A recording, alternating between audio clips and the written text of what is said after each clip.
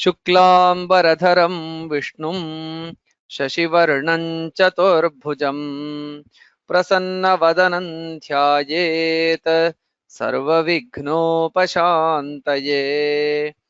श्रुतिस्मृतिपुराणानामालयं करुणालयं Namami भगवत्पादशङ्करं लोकशङ्करम्। Namaste. Now we will see the meanings of Shri Vishnu Sahasranama based on Shri Shaankara Bhaashya for verse 73. First we will see the verse stavyaḥ stotram stutiḥ raṇapriyaḥ pūrṇaḥ pūrayitā puṇyaḥ puṇyakīrtiḥ anāmayaḥ. The namas herein are stavyaḥ, stavapriyaḥ, stotram, stutiḥ, stotā, raṇapriyaḥ, pūrṇaḥ, pūrayitā, puṇyaḥ, puṇyakīrtiḥ, anāmayaḥ. There are 11 namas herein. We will see the meanings of each of these one by one. The first nama is stavyaḥ. Sarvaihi stūyate na stotā kasyachiditi. The one who is always praised by all, he does not praise anyone. So stavyaḥ sarvaihi stūyate. So the one who is praised by all, he is stavyaḥ, and na stotā kasyachit, which means there is no one higher than him to be praised by him. So hence the supreme entity who is praised by one and all, he is stavyaḥ. The next nama is stavapriyaḥ. Ata eva stavapriyaḥ. Hence he likes praises. Stavapriyaḥ, this nama has two components, stava and priya. Priya refers to the one who likes. What does he like? Stava means praises. So the one who likes praises is stavapriyaḥ. Previously it was mentioned he was stavyaḥ, the one who is praised by one and all. So as he is praised by one and all, ata eva stavapriyaḥ. Hence he likes being praised. So why, when we think of this, why does Bhagavan likes to be praised? It is not that he becomes really happy or he takes pride in being praised. The idea is when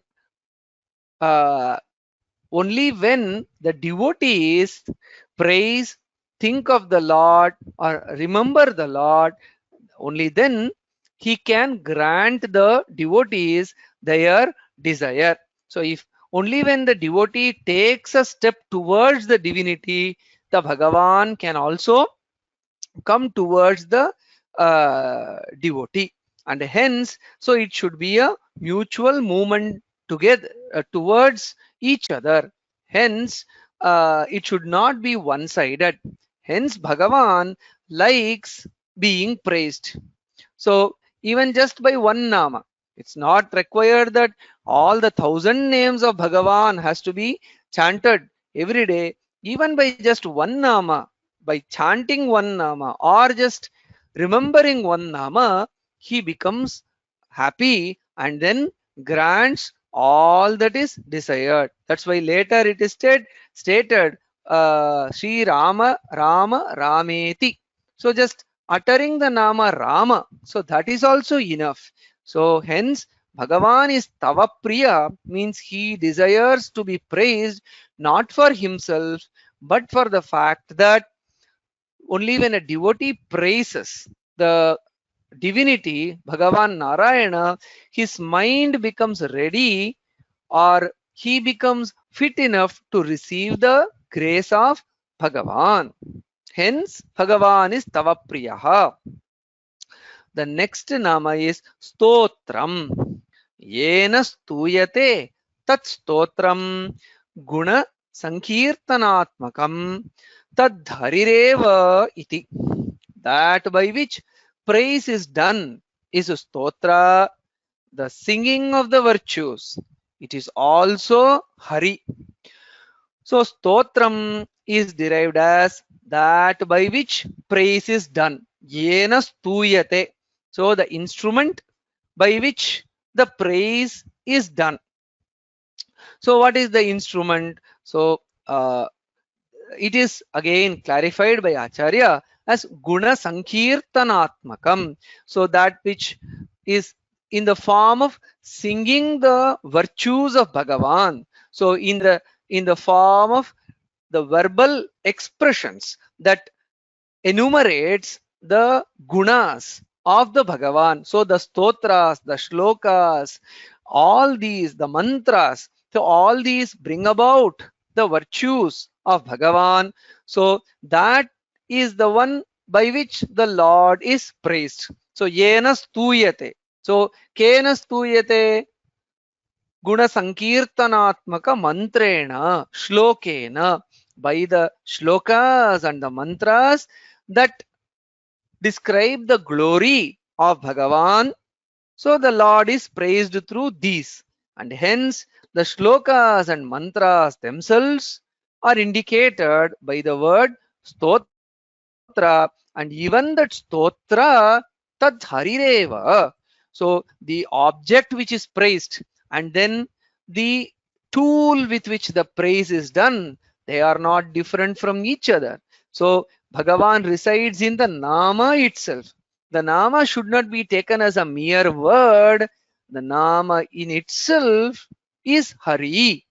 That is clarified through this commentary, and hence the nama itself is Bhagavan. So that is clarified by the commentary here. Tat harireva iti. That name itself, those words that enumerate the virtues of Bhagavan itself is Hari, is not different from Lord Narayana. So that is stotram. The next nama is stutiḥ. Stutiḥ, stavana kriya, the act of glorifying or singing. So previously stotram was mentioned. That is the mantras and shlokas.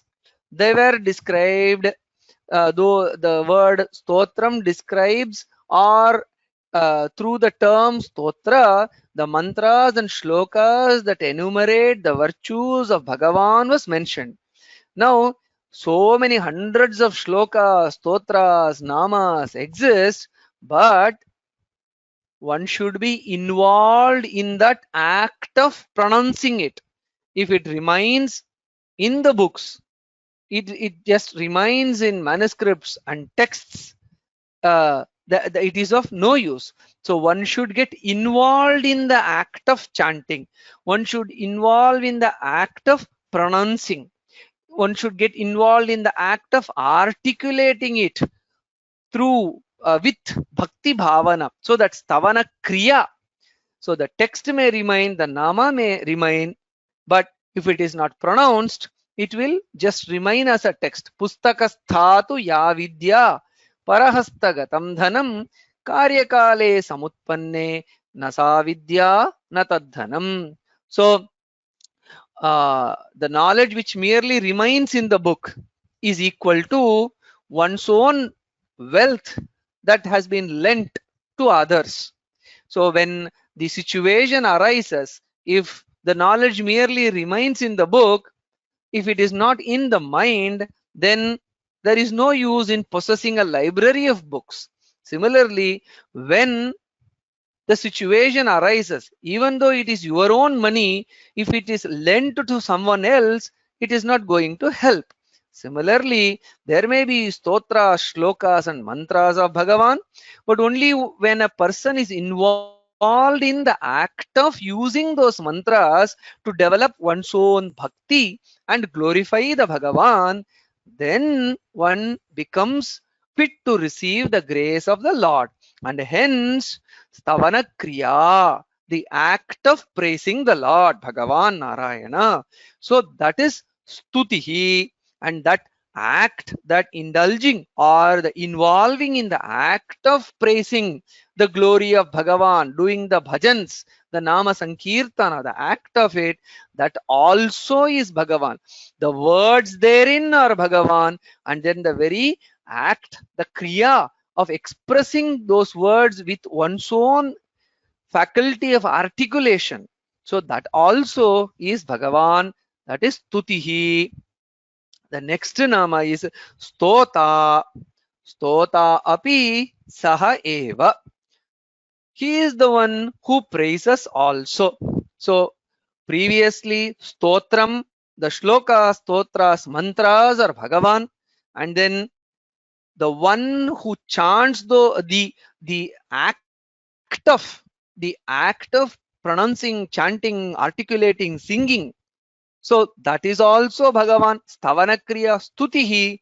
And then the one who does this, the bhakta who does this, he may be an artha, jignasu, artharthi, or jnani. He may be a wise, realized person, or the one who is desirous of reaching the lotus feet of Lord, or the one who is desiring wealth, or the one who wants to overcome any afflictions.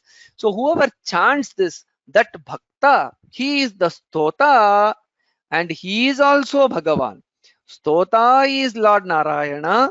Stuti, the act of singing the glory, that is also Lord Narayana, using one's own senses, the mind to sing. So that is also Lord Narayana. And then the words with which the glory of Bhagavan is expressed, they are also Narayana. So stotā. The next nama is raṇapriyaḥ. Priyo rano yasya yataha pancha mahayudhani dhatte satatam lokarakshanartham ataha raṇapriyaḥ. The one who loves war, because he has 5 weapons for the protection of the world. So here the nama is raṇapriyaḥ. It has 2 components, rana and priya. Rana is war. Priya means the one who loves. So the one who loves war. So priyo rano yasya. Bhagavan loves war. Yes, he loves war because he wants to establish dharma.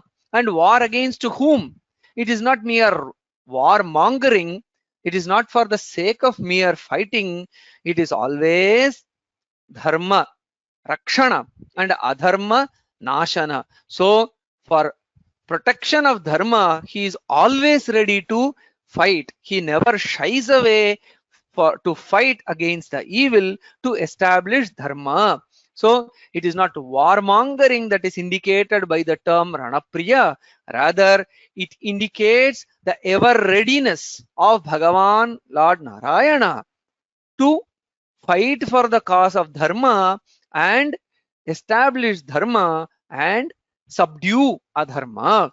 For this, he is endowed with pancha mahayudhas: shankha, chakra, gada, khadga, and dhanuh, sharangam dhanuh.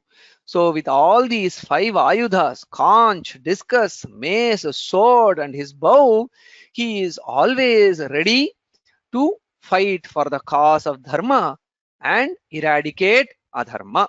Hence raṇapriyaḥ. He is a shravanapriyaḥ. That is, he desires stutipriyaḥ. He is also stutipriyaḥ, and he is also raṇapriyaḥ. He not merely rejoices in listening to his glory sung by the bhaktas. So he is stutipriyaḥ in that sense, but he is also raṇapriyaḥ. He is ready to fight. So that is indicated by the term raṇapriyaḥ. The next nama is pūrṇaḥ. sakalaihi kamaihi sakalabhihi shaktibhischa sampannaha iti pūrṇaḥ. The one whose all desires are fulfilled and who is complete with all powers. So the nama is pūrṇaḥ, the one who is complete. So what is complete?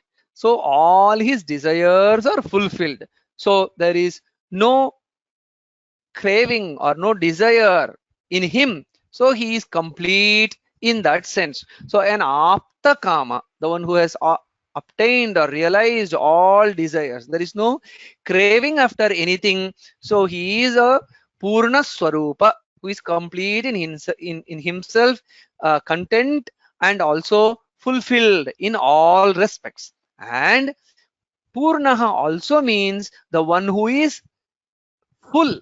So, or the one who is full of something. So what is he full of, or what is he endowed with completely? Sakalabhihi shaktibhihi. He is endowed with all powers. So hence for rakshana and shikshana, so for protection and also to impart the right kind of teaching, and also the punishment to the deserving, he is endowed with all powers. Hence he is complete. That is also the meaning of the word purna. And he is content. He has no more desires, or no desires remain in him to be fulfilled. So purnaha is complete. Purnaha also means the one who is content.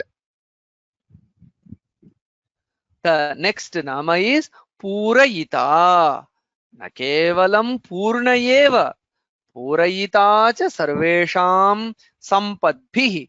Not only is he fulfilled or content, he also fulfills the desires of all with wealth. So purna, the previous nama, means the one who is content, who is contented. So he who is fulfilled. And pūrayitā means the one who fulfills the desires of others with what? Sampadbhihi. All the kinds of wealth that people deserve, be it spiritual wealth or be it material wealth. He is ready to fulfill all the desires of all kinds of seekers. So the one who fulfills is pūrayitā. The ninth nama is puṇyaḥ. Smritimatrena kalmashani kshapayatiti puṇyaḥ. The one by merely remembering whom all impurities are removed. So punya means the meritorious. So or very sacred. So by merely remembering him, smritimatrena, so by merely remembering him, all the impurities, all negative tendencies are driven away, or he removes all negative tendencies and negative thoughts by me of the one who merely remembers the namas of Bhagavan, Achyuta, Ananta, Govinda, Narayana, Vishnu, Madhusudana, Trivikrama. Whoever just chants these names or merely remembers, their impurities, mental, physical, and verbal impurities are all washed away. And hence, the names themselves of Bhagavan, by merely remembering them or by chanting them, they purify, and hence he is puṇyaḥ. The 10th nama is puṇyakīrtiḥ. puṇyakīrtirasya yataha puṇyam avahatyasya kirtihi nrṇāmiti puṇyakīrtiḥ. The one whose glory is meritorious, because the singing of glory of him brings merit to human beings. It sanctifies the human beings. So punya and kirti are the two components here. And the one who is famed for bringing in sanctity. He is puṇyakīrtiḥ. So kirti means fame. Punya means sanctity, purity. So Bhagavan is the one who is famed, kirtihi, to bring in punya. So he is famous among the devotees as the one who purifies, and hence he is denoted by the term puṇyakīrtiḥ. Punyam avahati. Certainly his remembering his nama or chanting his nama brings about purity in the mind, and hence he is famed as the one who purifies. The 11th nama is anāmayaḥ. Antaraihi bāhyaihi vyādhibhihi karmajaihi na pīdyata iti anāmayaḥ. The one who is not afflicted by internal and external illnesses caused by karma. So anāmayaḥ. So na vidyate āmayaḥ yasya. Saha anāmayaḥ. Amaya is illness. Na amaya. So the one who does not have any illnesses or disease. So he is anāmaya, who is always swastha, who is always free from illnesses and afflictions. What are all the kinds of afflictions? Antaraihi bāhyaihi.